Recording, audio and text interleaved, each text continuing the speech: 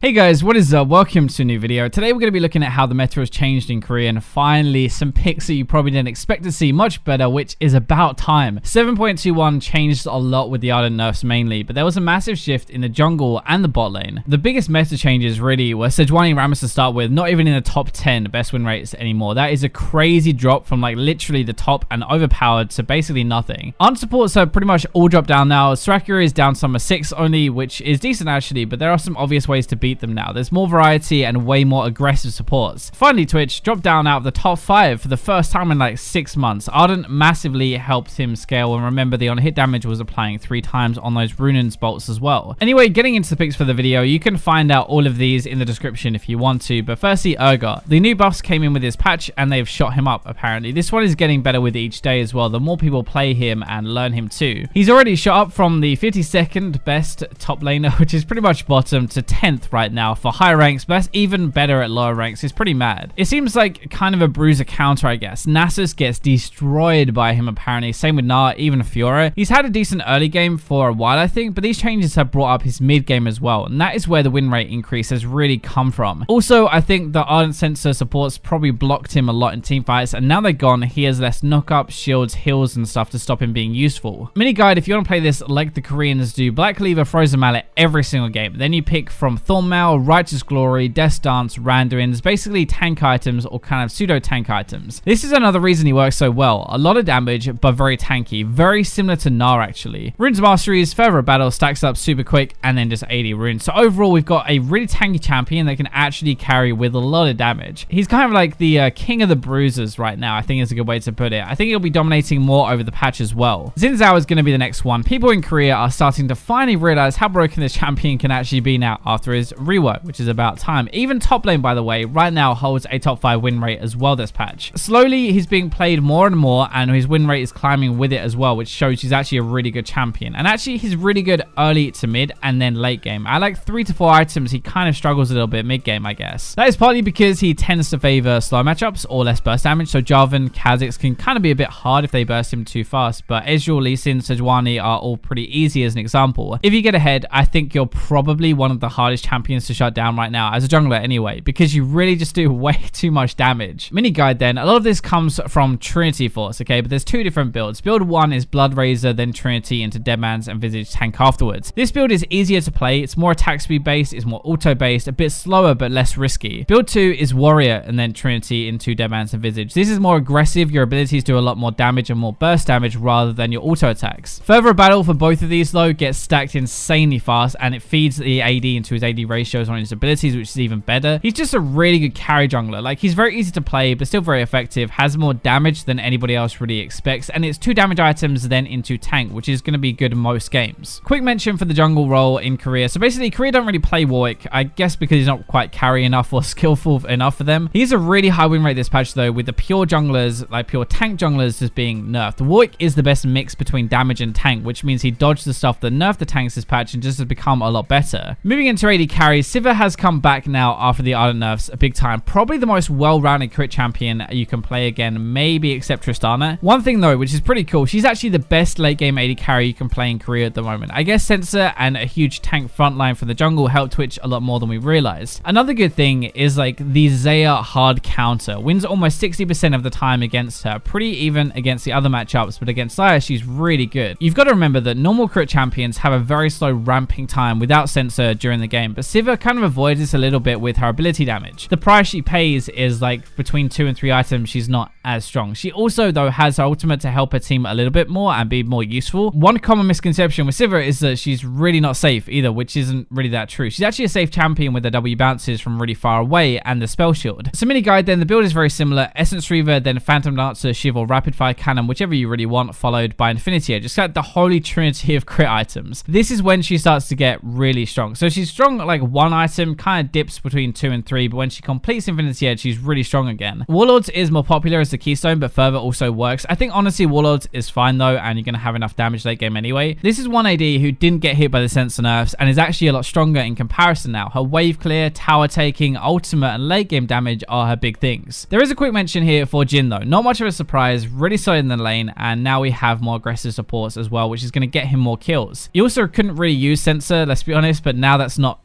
like meta anymore. That's not everywhere, so that doesn't really matter. And there are less tanks, which also mean his damage and ultimates are going to be a bit better. A good shift for him in the meta, actually. Moving into the mid lane, Veigar keeps getting better and better the higher the ladder you go, but actually weirdly, it's split between about 70% played as mid lane and 30% as support now. We're going to focus on the mid lane, which is the better of the two, but like if you actually fancy it, I guess AP Veigar support is actually legit. This isn't tank support, this is like AP support. Veigar is kind of like a mage counter, okay? Kind of. Very good against most other mages, and that is why he's actually rising up more and more. We see more mages, we see more Veigar. We all know the recent buffs, I'm sure, the 0 cooldown W, the AP stacking, which is still the same from a while ago, and those feed into really good AP ratios. The issue is really that he has like this gigantic mid game. It's really good. Early game, he's a little bit on the weak side. Mid game is insane, but then late game, people have like Guardian Angel magic resist. He's not going to be able to do as much compared to other mid laners, so like you really have to use your mid game. Mini guide build wise, Morello into Deathcap or Banshees, then Void stuff after, but you really have a damage heavy build though. Thunderlords or Storm Raiders, both are good. It's up to you, whichever you want to pick. So he's just a really strong scaling mid laner with an insane mid game. Definitely seems to be rising up as like a counter to these mages we have mid lane right now. Quick mention, Kassadin got a lot better this patch, and maybe for the same reason, another mage counter. Kassadin does this in a bit of a different way, right? This time leaning more towards like the assassin style with Lichbane. You know, it's a kind of snowball pick, like get ahead and stay ahead pick, when Magi is actually one of the most common items bought on him. It's a bit slow ramping at the start of the game though, a bit weak to crowd control before this patch, but a lot stronger in 7.21 for the end of the season push. Right, so big support shake-up last patch with Ardent nerf, of course, and Korea's good old Alistar's come back out to play now. Ali isn't actually the best against sensitive supports, even now after the nerfs, but the meta has shifted into more aggressive stuff, and that is where he's actually really good. Going up against a Thresh or a Blitzcrank or whatever is pretty easy for him, and he'll normally come out on top, so that is why he's so good. In Korea, at least, he's almost like a second jungler. Like, it's insane. He's really strong early to mid game, running around with his ultimate and diving people. It's not much of a surprise then that Korea do love this guy. Like, always one of the most played supports with how much he can do in roam, but this patch he is a lot better. Mini guide, Mo Boots, of course, no surprise there. Face the Mountain, Locket, Righteous Glory as well. Runes Masteries, Courage the Colossus, and full defensive runes, like a lot of armor, magic resist, and health as well. But this is one of the big things about this patch. He builds Righteous Glory. He's there to engage fight, something that if we're playing damage and bruiser top lane and now less tanks in the jungle, we are going to lack. It's normally the tanky champions that have the engage, and if we don't have those in other roles, we kind of need them from the support. He's basically just one of the best playmaking supports, and now in this meta with less tanks, I think having a big frontline pick is actually even more important. So there was a big spike up for Gangplank this patch, which is rare considering he's one of the harder champions to play. Like, I reckon one of the few where if you suck on him, it really shows. Anyway, a lot of this comes down to more people to blow up mid game, like squishy champions, I guess, and a really mid game orientated build, which is not what we are used to seeing. It's maybe partly Worlds as well, because he's good versus like Shen, Yasuo, Nasus, and Jace, who are played a bit more now than they were before. When we normally look at GP though, we look at loads of crit and scaling into late game, right? Like 6 item GP is insane. That is not what this is about anymore, and that is kind of why it's working though. The build is Trinity into Ghost Spade, then Sterix, or the other way around, like the other two mixed up, and then Infinity Edge or Dust Spade after that as well. Not getting any crit until like 4th item is really weird for GP players, but I think like it does make sense. Crit is really unreliable damage. If you don't crit, you suck, and that is partly why he's so good late game, because he always crits. So instead of that, we're going to rely on different damage. Sheen, first of all, always the same, and the new Sterix rework buffs this damage even more with more base AD. Lethality and Arm Pen is again the same damage every barrel, and very good versus any champions who don't have armor yet. It's actually a very different way to play him, but it's more consistent and bigger impact mid game by a mile. This build line is pushing 60% win rate this patch, which is pretty nuts. It seems like this new way to play GP is just much better for the end of season push. Now, the only Ardent support to survive the nerfs was Taric, and is now actually the best support you can play. He is not that good versus Sona, Soraka, who can like out-sustain him and outrange him, but everywhere else he is winning. This is the thing. So versus aggressive supports, his Sun ultimate, his shield, heal, shuts them down completely. They cannot fight, and if they do, they're going to lose. Versus more defensive ones, he still has Sensor, so he has a chance, I guess. His ultimate to pile onto them, stun to catch them. Best of both worlds, really. In this meta of like whoever has the best team fight wins the game, his ultimate can be game breaking and blow the whole thing wide open. We are still going to be rushing Sensor, then Sight Zone item afterwards, Locket, Redemption, stuff like that. Still wind speakers as well. We are still playing the same Taric as we were last patch. It's actually the influx of aggressive supports that have made him better despite the nerfs. It's kind of weird, but he's so good at shutting them down, that is why. We've really got like this amazing team fight champion who works really well with the meta AD carries, beats meta supports, and has a game-changing ultimate for team fights. We're going to have to see how the meta changes over 7.21, but some of the other weird picks we have like Jungle Mundo, Jungle jungle Wukong right now. Even jungle Shaco actually has come back up massively this patch. I didn't put it in because it hasn't played that much at the moment, but I think if it becomes more popular, it definitely will. Even in support, we have like more Trundle, Sun, Zillion, mid lane. Katarina is a beast, by the way, but also Lissandra and Aurelion Sol are coming back. Top lane Pantheon, by the way. Xin Zhao, Olaf, like these guys that dominate the lane phase are becoming really good. Sadly, I don't have time to talk about all of these picks, but yeah, I hope you guys enjoyed the video. Thank you very much for watching, and for now, I'll leave you with the robots.